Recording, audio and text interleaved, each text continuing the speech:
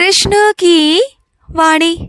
बच्चे, तेरी कोशिशें खाली नहीं जाएंगी, तेरी कोशिशें व्यर्थ नहीं जाएंगी मेरे बच्चे। मैं हूं ना, मैं तेरी सारी कोशिशों को सफल करूंगा मेरे बच्चे। तुझे आशीर्वाद दे रहा हूं मैं। जो भी तेरी कोशिशें हैं ना, जो भी तेरे प्रयास है, उसे मैं देख रहा हूँ मेरे बच्चे। तुम जिस तरीके से तपस्या कर रहे हो, मेहनत कर रहे हो, दिन रात एक कर रहे हो ना, तो तेरी कोशिशें मैं खाली नहीं जाने दूंगा, बिल्कुल भी नहीं जाने दूंगा। और सुन, जो तुझसे नाराज़ चल रहा है ना, मुझे मालूम है कि तुझे कहीं ना कहीं चिंता होती है उसकी, लेकिन क्या है ना मेरे बच्चे, हर बार तुम ही झुके हो, हर बार तुमने ही माफ़ी मांगी है, लेकिन इस बार ना उसे समझने दो। कई बार ना अपनी कीमत को, अपनी कद्र को समझाना पड़ता है, और उसके लिए अगर कड़वी औषधि भी दी जाए ना तो दे देनी चाहिए, क्योंकि जब माँ अपने बच्चे को सही करना चाहती है ना, तो कड़वा नीम भी अपने बच्चे को खिलाती है, उसे ठीक करने के लिए, अपने आत्मसम्मान के लिए, अपने कद्र के लिए। तो थोड़ा चुप हो जाओ ना, उन्हें थोड़ा एहसास होने दो कि उन्होंने जो तुम्हारे साथ किया वो गलत किया। जब तक तुम दूसरों की गलतियों को एहसास नहीं होने दोगे तो कैसे चलेगा। वो हमेशा तुम पर ही दोषारोपण करते हैं। कहीं भी अगर कुछ भी होता है ना, कहीं भी, तो वो हमेशा तुम पर दोष लगाते हैं, तुम्हें ही गलत ठहराते हैं। और अगर 4 लोग गलत तुम्हें बोल रहे होते हैं ना, तो वो 4 लोगों के साथ मिलकर तुम्हें ही गलत ठहराते हैं। तुम्हारे पक्ष में वो कभी नहीं बोलते, लेकिन अंदर ही अंदर वो जानते हैं कि तुम सही हो, तुम्हारी नीयत साफ है, तुम्हारा मन साफ है। बस कहीं ना कहीं की चिढ़ वो तुम पर निकालने की कोशिश करते हैं। तो तुम ना ऐसे लोगों से बस थोड़ा दूर रहो और उन्हें अपनी कीमत को समझाओ। अपनी जो तुम्हारा एहसास है ना, जो तुम्हारी कद्र है ना, वो उनके जीवन में होनी चाहिए। अगर तुम हर चीज़ को कर करके उनके आगे रख दोगे ना, तो वो ना आज ना कल, वो कभी तुम्हारी कीमत को नहीं समझ पाएंगे। उन्हें समझने दो, अभी उन्हें तुमसे थोड़ा सा अलग रहने दो, उन्हें तब जाके समझ में आएगा। अभी छोड़ दो।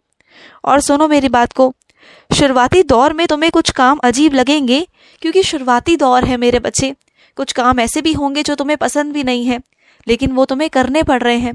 लेकिन धीरे धीरे कर कर जब तुम्हारी उस कामों में रुचि आना शुरू हो जाएगी, जब तुम्हें वो काम आने लग जाएंगे, तुम सीख जाओगे ना, तो तुम्हें अच्छा लगने लगेगा। वही काम जो तुम आज बहुत कम समय के लिए करते हो ना, उन्हीं कामों को तुम बढ़ाओगे, कल को और बढ़ाओगे, तुम्हें अच्छा महसूस होगा, तुम्हें अच्छा लगेगा। तो इतना जल्दी ना चीज़ों को मत सोचा करो, चीज़ों को वक्त दो, चीज़ों को समय दो। धीरे धीरे कर कर सब सही हो जाता है मेरे बच्चे। और सुनो, आजकल तुम रात को बहुत बेचैन हो, बहुत परेशान हो, कोई चिंता है तुम्हें जो बहुत खाई जा रही है। जिन कामों से तुम बहुत परेशान हो, कुछ लोगों से तुम बहुत परेशान हो, कुछ चीज़ें तुम्हें ऐसे हो रही हैं कि समझ में नहीं आ रहा कि कैसे होंगी। तो तुम चिंता क्यों कर रहे हो?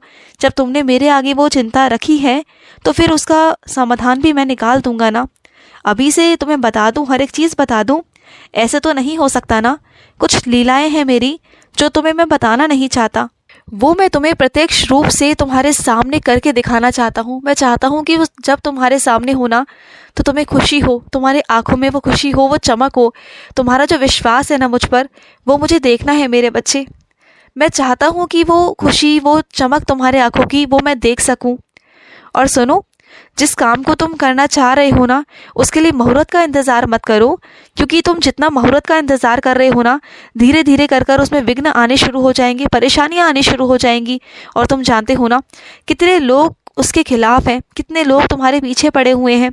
तो उन कामों को जितना जल्दी निपटा सको निपटा लो, और मुहूर्त के चक्कर में मत पड़ो। जहाँ तुम्हारा कृष्ण खड़ा हो जाता है ना, तो वही सही समय, वही सही तिथि होती है, और वही सही मुहूर्त होता है। समझ रहे हो ना मेरी बात को? तो किसी के वहमों में मत जाओ, और जो काम जब करना है तब करो और उसे ख़त्म करो। समझ गए ना? कामों को टालो मत। जितना काम को टालोगे उतना काम आगे बढ़ेगा। और सुनो मेरी बात को, एक वक्त पहले जो लोग तुम्हारे बहुत साथ थे, बहुत करीब थे, और आज उनके पास में कुछ धन आ गया, संपत्ति आ गई, और उनके पास में घमंड भी साथ ही साथ आ गया, अहंकार आ गया। जो पहले वो तुम्हें इतना प्यार करते थे, तुम्हें इतना अपने करीब रखते थे ना, आज वो तुम्हें पूछते नहीं हैं। आज वो तुमसे दूर दूर भागते हैं, तुम्हें नज़रअंदाज करते हैं। और तुम्हें कहीं ना कहीं बुरा भी लगता है कि ऐसा क्यों, कि उनके अंदर अहंकार क्यों आ गया। क्योंकि जब उन्हें तुम्हारी ज़रूरत थी, तुमने हमेशा उनकी मदद की, लेकिन आज जब तुम्हें उनकी ज़रूरत है ना, तो आज वो घमंड में चूर है। तुम चिंता मत करना, आने वाले दिनों में ना हर वक्त एक जैसा नहीं रहता। जब समय का पहिया घूमेगा ना, वक्त बदलेगा ना, तो देखना मेरे बच्चे कैसे वो तुम्हारे पास भागे भागे आएंगे और अपनी गलतियों का पछतावा लेकर तुम्हारे पास आएंगे, तुमसे माफ़ी भी मांगेंगे। क्योंकि हर एक चीज़ दुनिया में ना पैसा नहीं होती मेरे बच्चे। पैसा हर जगह काम नहीं आता। कई जगह पर दुआएं भी काम आती हैं, आशीर्वाद भी काम आते हैं, लोगों का साथ, लोगों का अपनापन और अपनों का होना बहुत ज़रूरी होता है। उस वक्त में पैसे काम नहीं आते, उस वक्त में काम आता है तो अपनापन, साथ काम आता है, किसी का होना काम आता है, किसी का मौजूद होना काम आता है। तो उस वक्त जाकर उन्हें वो समझ में आएगा, तुम्हारी मौजूदगी उस वक्त जब तुम्हें खलेगी ना या उन्हें खलेगी ना, तब उन्हें जाकर समझ में आएगा कि हाँ, किसी का साथ होना क्या होता है। और सुनो, तुम ना जब भी मेरे मंदिर आते हो ना, तो सज संवर कर सुंदर तरीके से आया करो।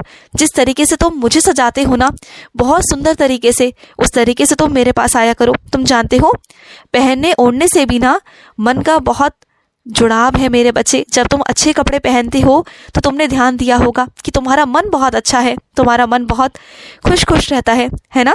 तो तुम अच्छे बन के रहा करो ना, अच्छे से सज संवर कर अच्छे से रहा करो। और जब भी मेरे मंदिर आओ ना, तो ऐसे मत आओ कि जैसे तुम घर पर हो वैसे आ गए, नहीं, अच्छे से आओ।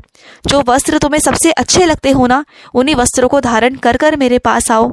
मेरे पास आओ, बैठो, मेरी पूजा करो, मुझसे बातें करो, तुम्हें अच्छा लगेगा, तुम्हें अच्छा महसूस होगा। क्योंकि मैं चाहता हूँ कि अगर मेरा बच्चा मुझे तैयार कर रहा है तो मैं भी अपने बच्चे को तैयार ही देखूँ। जैसे तुम्हें मैं तैयार होकर बैठा हुआ अच्छा लगता हूँ ना, सज संवर कर।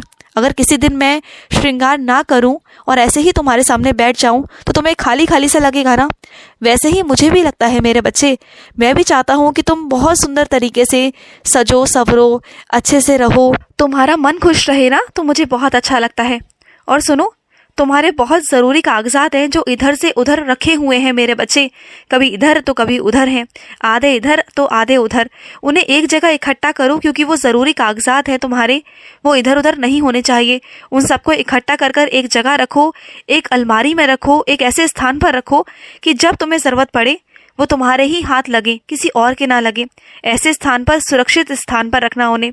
और सुनो, कुछ ना मेरे बच्चों का गुस्सा बहुत ज़्यादा तेज़ है, बहुत क्रोधित हो जाते हैं। वो अपना आपा खो देते हैं। इतना गुस्सा आता है ना उन्हें, इतना गुस्सा आता है कि वो चीज़ों को सोच नहीं पाते। जो परिस्थितियाँ उनके सामने घट रही होती है ना, वो दिल के इतने कमज़ोर होते हैं कि उन्हें इतना गुस्सा आता है कि उस पल में वो सोच ही नहीं पाते हैं कि उन्हें क्या करना चाहिए। बस वो गुस्से में जो भी उनके सामने आता है, जैसा उनके सामने आता है ना, वैसा वो कर देते हैं, चाहे फिर उनका नुकसान ही क्यों ना हो रहा हो। इतना गुस्सा आता है उन्हें। लेकिन मेरे बच्चे, मेरी बात सुनो, गुस्सा होना, क्रोधित होना, इसमें तुम्हारा ही तो नुकसान है ना। कल को चीज़ें तुम्हारे लिए ही गलत हो जाएंगी, फिर क्या करोगे। तुम्हारा गुस्सा ही तुम्हारा दुश्मन है, सबसे बड़ा शत्रु है तुम्हारा। इसे तुम्हें समझना होगा। और तुम कहते हो कि मैं कैसे अपने गुस्से को मिटाऊं ना, तो सुनो मेरी बात को। तुम अपने गुस्से को ना ध्यान कर कर हटा सकते हो। तुम ध्यान करो, रोज़ मेरा ध्यान करो। और तुम्हें अगर ध्यान करना नहीं आता तो रोज़ 5-10 मिनट आंखें बंद करके ना एक चित होके मेरा नाम जाप करो।